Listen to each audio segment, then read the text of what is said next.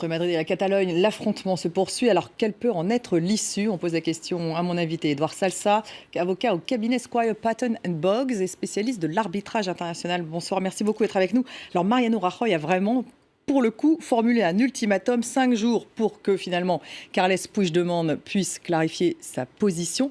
Que va faire aujourd'hui le président du gouvernement Catalogne? C'était la demande de Mariano Rajoy. Il le met au pied du mur, en tout cas. Oui, mais c'était tout à fait étonnant parce qu'il demande une clarification alors qu'on a tous entendu et tous lu le discours de M. Puigdemont.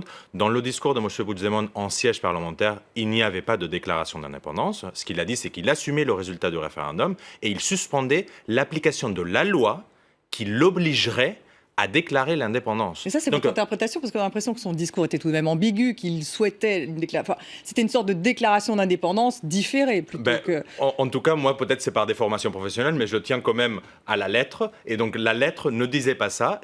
Dans la lettre, on ne voyait pas une déclaration d'indépendance. On voyait assumer le résultat d'un référendum qui, juridiquement, ça n'a pas de valeur, ça ne veut rien dire, assumer le résultat d'un référendum. Et il disait, je suspends l'application d'une loi que selon Madrid n'existe pas, mais bon, en tout cas pour lui, elle existe, qui l'obligerait éventuellement à déclarer cette indépendance. C'était un appel au dialogue, tout de même, on peut dire. En tout cas, ce qui était très intéressant, c'est que le mot dialogue a été prononcé plusieurs fois par M. Puigdemont. Il s'est dit prêt à s'asseoir à une table de négociation. On a quand même, ça nous a quand même manqué le mot dialogue dans le discours de roi, par exemple, mais M. Puigdemont a quand même dit il faut faire du dialogue, il faut dialoguer, il faut négocier pour tenter d'arriver à un accord. Alors, cet ultimatum n'est pas véritablement un dialogue.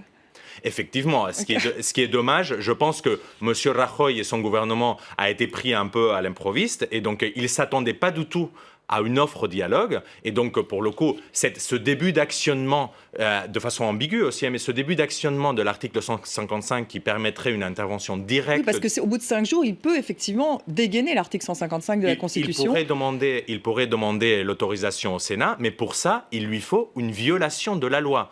Et jusqu'à présent... Et selon ce que M. Puigdemont a dit hier en siège parlementaire, il n'y a pas de violation de la loi. Donc, c'est pour ça qu'il le met au pied du mur, pour qu'il déclare véritablement l'indépendance à l'instant T, j'imagine. Mais ça ne s'est pas produit. Donc, on ne comprend pas de quelle clarification il a besoin. Parce que finalement, il ne l'a pas fait. Il l'a pas fait. Vous, Mariano Rajoy, vous ne pouvez pas activer l'article 155. Fin de l'histoire. Asseyez-vous et débattez et discutez, négociez et arrivez à un accord, que c'est ce que tous les Espagnols lui demandent. Ça, pour le coup, on peut être vraiment clair que la majorité des Espagnols, et pour ça, on n'a pas besoin d'un référendum, veut qu'il y ait un accord sur cette question. Alors quel accord? C'est tout de même toute cette question. Pedro Sánchez, le chef du Parti socialiste, lui propose une sorte, peut-être une modification de la Constitution. Alors pourquoi d'ailleurs? Pour pouvoir mettre en place un nouveau référendum ou encore pour trouver une autre solution? Pedro Sánchez, ce qu'il a proposé, c'est une réforme de la Constitution, mais seulement circonscrite à l'organisation territoriale. Il a proposé une commission parlementaire pour étudier la possibilité de... Peut-être ça arrive un peu tard, on se demande qu'est-ce qu'il a fait pendant les 7 dernières années. En tout cas, ce qui est clair, c'est que dans une négociation, on fait des concessions réciproques. Je pense que du côté de Mariano Rajoy, il faut qu'il se désiste d'appliquer l'article 155. Du côté de Carles Puigdemont, il faut qu'il se désiste d'une déclaration unilatérale d'indépendance. Pour l'instant, la balle est dans le camp de Carles Puigdemont. Je dirais plutôt que la balle est dans le camp de Mariano Rajoy, parce que M. Puigdemont... Après ce qu'il a dit aujourd'hui, on attend une réaction de Carles Puigdemont. Oui, mais ça, c'est un jeu où on se passe la patate chaude. En tout cas, l'image qu'on a aujourd'hui, c'est M. Puigdemont assis à une table de négociation, où il a même proposé 2 interlocuteurs de chaque côté. Donc lui, il est déjà en train d'entamer cette négociation. Et du côté de Madrid... Vers une demande d'indépendance, vers une demande de plus d'autonomie? Je pense que la solution à tout ça, c'est qu'il faut une grande catharse. Et la catharsis, elle arrive par un référendum accordé avec une question. C'est ce que 80% des Catalans veulent.